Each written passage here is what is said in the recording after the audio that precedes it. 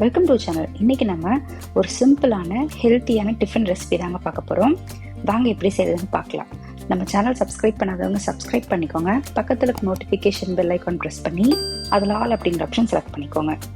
நான் இன்னைக்கு ஒரு கால்வாசி அளவுக்கு சுரக்காயை தோலை சீவிட்டு சீட்ஸ் எல்லாம் எடுத்துட்டு இந்த மாதிரி துருவி எடுத்திருக்கேங்க. நல்லா சின்ன சின்னதாக மெலிசா துருவி எடுத்துக்கோங்க. இது ஒரு அரை கப் அளவுக்கு இருக்கும்.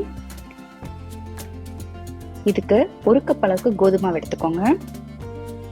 கொத்தமல்லி இலை கொஞ்சம் அதிகமாக சேர்த்துக்கோங்க, அதோட ஃப்ளேவர் ரொம்ப நல்லா இருக்கும். இது கூடவே 1/4 டீஸ்பூன் சீரகம், 1/4 டீஸ்பூன் மஞ்சள் தூள், 1/4 டீஸ்பூன் உப்பு, 1 டீஸ்பூன் நெய் சேர்த்துட்டு கலந்து விட்டுக்கலாம். நான் காரத்துக்கு எதுவும் சேர்க்கலங்க. உங்களுக்கு தேவைப்பட்டா நீங்க 1 டீஸ்பூன் போல மிளகாத்தூள் சேர்த்துக்கோங்க. கொஞ்சம் கொஞ்சமா தண்ணி தெளிச்சு பிசைஞ்சுக்கலாம். சுரக்காயிலிருந்தே நமக்கு ஏற்கனவே தண்ணி விட்டுருக்கும், இதனால தண்ணியை பார்த்து அளவா தெளிச்சு பிசைஞ்சுக்கோங்க.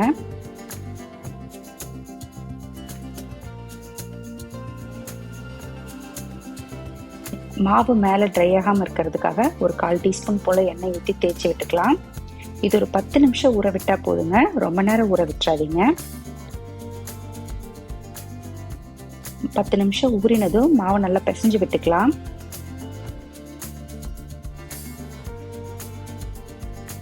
உங்களுக்கு தேவையான சைஸ்ல உருண்டை பிடிச்சு எடுத்துக்கோங்க.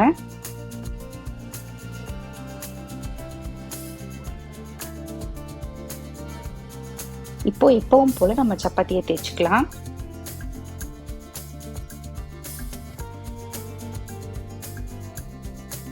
இதை இப்படியே வேணாலும் நீங்க சுட்டு எடுத்துக்கலாம், இல்லைன்னா ஒரு மூடி வச்சு அழகா ரவுண்டா கட் பண்ணி எடுத்துக்கோங்க.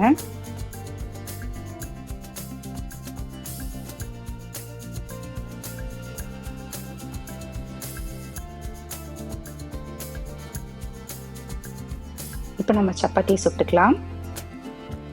சுரக்காய் உடம்புக்கு ரொம்ப ரொம்ப நல்லதுங்க. இப்போ குழந்தைகள்லாம் உங்களுக்கு சுரக்காய் சாப்பிடலன்னா இந்த மாதிரி சப்பாத்தியா பண்ணி கொடுங்க, விரும்பி சாப்பிடுவாங்க.